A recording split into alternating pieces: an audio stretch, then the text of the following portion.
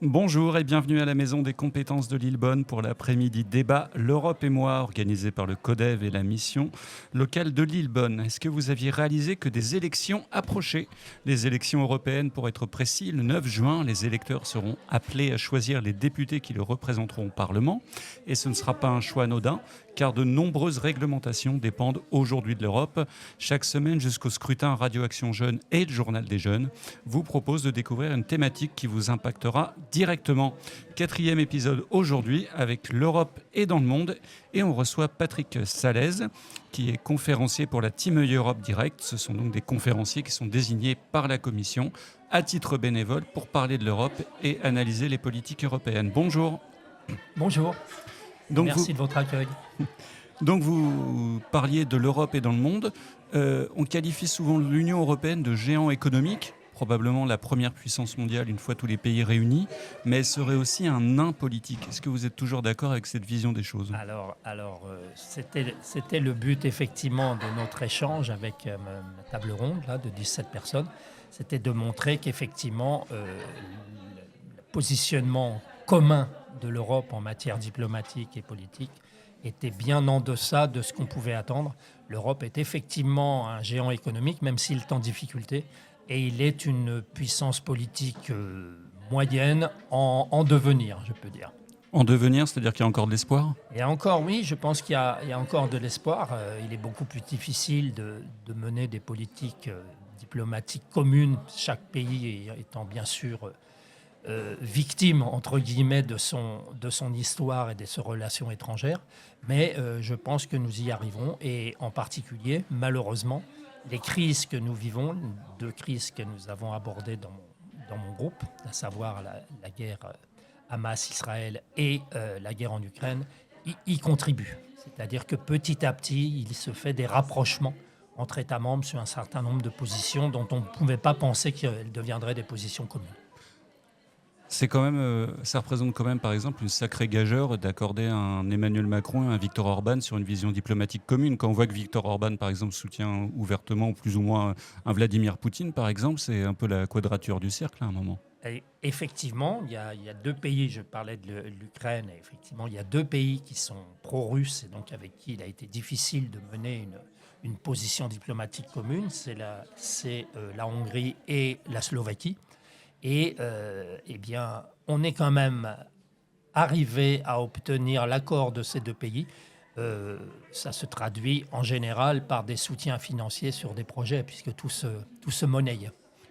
Est-ce qu'il n'y a quand même pas à chaque fois un peu l'obligation de tordre le bras aux récalcitrants pour que finalement ils rejoignent la position des autres ? Je dirais qu'il y a une obligation, mais en même temps, la Commission européenne, les États membres, le Parlement n'ont pas tellement l'habitude de tordre le bras. Il y a par exemple des articles qui permettent de supprimer les fonds de soutien à ces pays en difficulté, tels que la Hongrie. On a mis beaucoup de temps avant de bloquer ces fonds. Il a fallu de longues tractations. Donc on n'a pas véritablement cette politique de torsion du bras. Malheureusement, pourrais-je dire.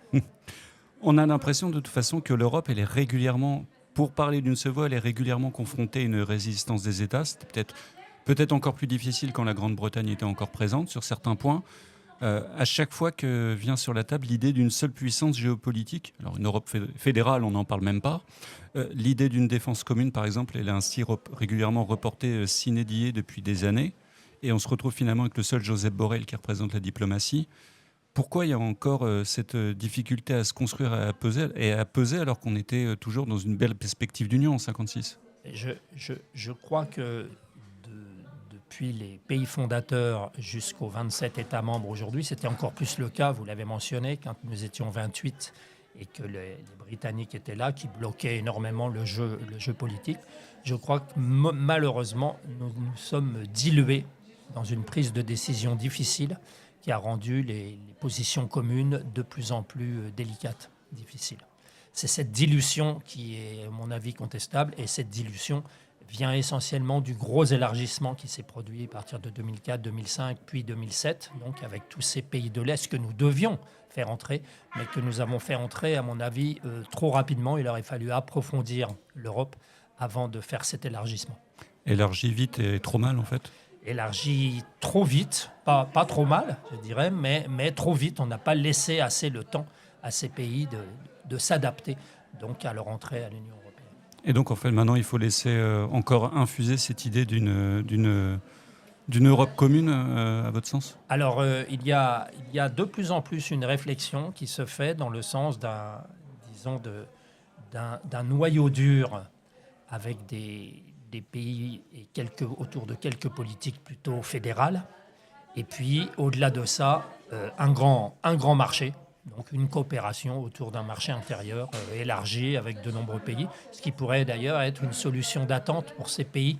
Nous avons parlé de ça également à notre table ronde, pour ces pays donc, qui sont candidats à l'entrée dans l'Union européenne. Il y en a quand même une dizaine de supplémentaires, vous savez. Dont l'Ukraine. Dont l'Ukraine, qui pose le plus de difficultés aujourd'hui, mais dont d'autres pays qui ont été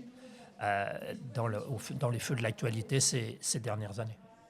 En fait, on a l'impression que ce qui intéresse d'éventuels candidats à l'accession, c'est pas tellement une union géopolitique, c'est plutôt les intérêts économiques, et elle est surtout vue comme ça. Absolument. Le gros élargissement dont je parlais tout à l'heure aux pays de l'Est est très clair là-dessus. Ces pays sont entrés essentiellement pour obtenir des soutiens financiers, mais leur regard est resté le plus souvent rivé vers l'outre-Atlantique et les États-Unis. Vous parliez tout à l'heure de la défense.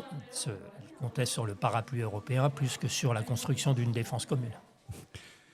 Et finalement, maintenant, c'est quoi l'influence de l'Europe à une époque où tout le monde a les yeux braqués sur l'Ukraine, la bande de Gaza, l'Iran? Les poudrières ne manquent pas, malheureusement. C'est quoi le rôle de l'Europe? C'est quoi son influence exacte? Alors, son influence, à partir du moment où on développe des centres de gravité difficiles à obtenir, je trouve, s'est amélioré du point de vue de la relation à l'Ukraine. On est arrivé à prendre un certain nombre de décisions communes importantes. Pour ce que vous citiez, à savoir Israël-Hamas, c'est l'exemple même du blocage lié à des différences importantes dans les positionnements pour des raisons historiques entre les différents États.